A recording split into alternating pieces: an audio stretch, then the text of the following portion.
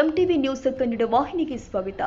ಶಿಗ್ಗಾವಿ ತಾಲೂಕಿನ ತಡಸ ಗ್ರಾಮದಲ್ಲಿ ಉರ್ದು ಸ್ಕೂಲ್ ಹತ್ತಿರ ಇರುವ ಎಸ್ಸಿ/ಎಸ್ಟಿ ಬಾಲಕರ ವಸತಿ ನಿಲಯದ ಜಾಗವನ್ನು ಕಬಳಿಸುವ ಯತ್ನವು ನಡೆದಿತ್ತು. ಹಾಗೆ ಆ ಜಾಗದಲ್ಲಿ ಉರ್ದು ಶಾಲೆಯ ಶೌಚಾಲಯ ನಿರ್ಮಾಣದ ಕಾಮಗಾರಿ ಕೂಡ ಪ್ರಾರಂಭವಾಗಿತ್ತು.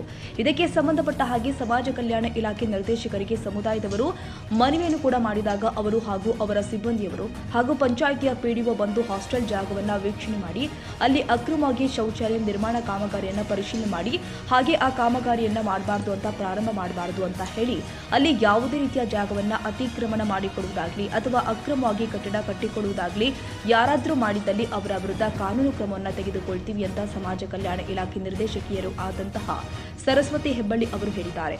ಶಿಗ್ಗಾಂವ್ ತಡಸದಲ್ಲಿ ಇರುವಂಥ ಸರ್ಕಾರಿ ಮೆಟ್ರಿಕ್ ಪೂರ್ವ ಬಾಲಕರ ವಸತಿ ನಿಲಯ ಈಗಾಗಲೇ ಹಿಂದೆ ಇರುವಂಥ ಅಧಿಕಾರಿಗಳು ಪಂಚಾಯತ್ ಅಭಿವೃದ್ಧಿ ಅಧಿಕಾರಿಗಳಿಗೆ ತಾತ್ಕಾಲಿಕವಾಗಿ ವರ್ಗಾವಣೆ ಮಾಡಿದ್ದರು ಮತ್ತು ಅದೇ ಅಲ್ಲದೆ ಸರ್ಕಾರಿ ಉರ್ದು ಪ್ರೌಢಶಾಲೆ ತಡಸ ಇದಕ್ಕೂ ಸಹಿತ ತಾವು ತಾತ್ಕಾಲಿಕವಾಗಿ ಇದನ್ನು ಉಪಯೋಗಿಸ್ಕೋಬೇಕಂತ ಹೇಳಿಬಿಟ್ಟು ಈಗಾಗಲೇ ಅವರಿಗೆ ಪತ್ರದ ಮುಖಾಂತರ ತಿಳಿಸಲಾಗಿತ್ತು.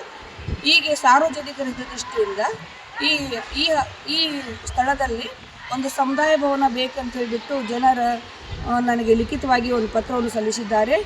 ಆ ರೀತಿ ಅವರ ಪತ್ರದ ಅಭಿಪ್ರಾಯದ ಮೇರೆಗೆ ಇಲ್ಲಿ ಒಂದು ಸಮುದಾಯ ಭವನ ಆಗಲಿ ಅಥವಾ ಮೆಟ್ರಿಕ್ ನಂತರ ಬಾಲಕರ ವಸತಿ ನಿಲಯ ಮಂಜೂರಾತಿಗೆ ಪ್ರಸ್ತಾವನೆಯನ್ನು ಮೇಲಧಿಕಾರಿಗಳಿಗೆ ಸಲ್ಲಿಸಲಾಗುವುದು. ಮೇಲಧಿಕಾರಿಗಳ ಆದೇಶ ಬಂದ ನಂತರ ಸರ್ಕಾರಿ ಆದೇಶದಂತೆ ಕ್ರಮ ತೆಗೆದುಕೊಳ್ಳಲಾಗುವುದು. ಅದಲ್ಲದೆ ಈ ಸ್ಥಳದಲ್ಲಿ ಯಾವುದೇ ಕಾಮಗಾರಿಗಳು ಕಟ್ಟಡಗಳು ಮಾಡಬಾರದೆಂದು ಅವರಲ್ಲಿ ನಾನು ಹೇಳಿದ್ದೇನೆ. ಅದೇ ರೀತಿ ಸೂಕ್ತ ಕ್ರಮ ಕೈಗೊಳ್ಳಲಾಗುವುದು. ನಮಸ್ತೆ.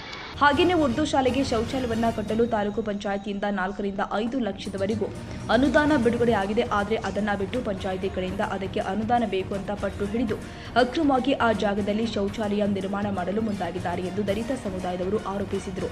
ಹಾಗೆಯೇ ಶಿಗ್ಗಾವಿ ಸವಣೂರು ಪಟ್ಟಣದ ಶಾಸಕರು ಆದ ಯಾಶಿರ್ ಖಾನ್ ಪಠಾಣ್ ಅವರು ಈ ಹಾಸ್ಟೆಲ್ಗೆ ಬಂದು ಇದನ್ನು ವೀಕ್ಷಣೆ ಮಾಡಿ ಇಲ್ಲಿ ಸಮುದಾಯ ಭವನ ಕಟ್ಟಡ ಕಟ್ಟಲು ಅನುದಾನವನ್ನು ಬಿಡುಗಡೆ ಮಾಡಿಕೊಡಬೇಕು ಅಂತ ಎಸ್ಸಿ/ಎಸ್ಟಿ ಸಮುದಾಯದವರು ಹೇಳಿಕೆ ಕೊಟ್ಟಿದ್ದಾರೆ.